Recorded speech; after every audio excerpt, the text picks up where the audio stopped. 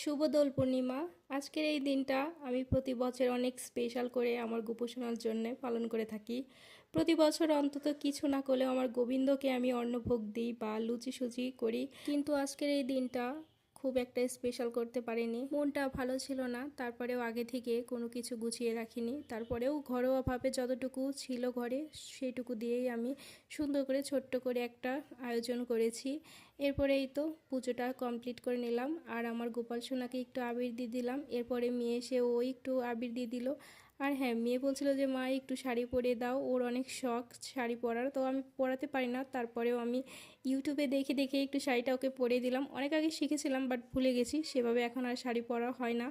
তো তারপরে এই তো ওর বাবা এসে একটু গোবিন্দকে আর আমার গোপাল সোনাকে সবাইকে একটু আবির দিয়ে দিল।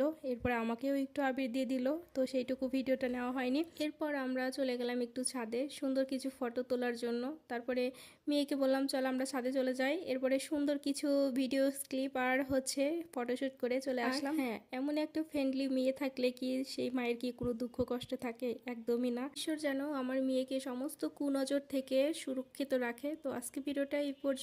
কেমন লাগলো কমেন্টে জানাবেন।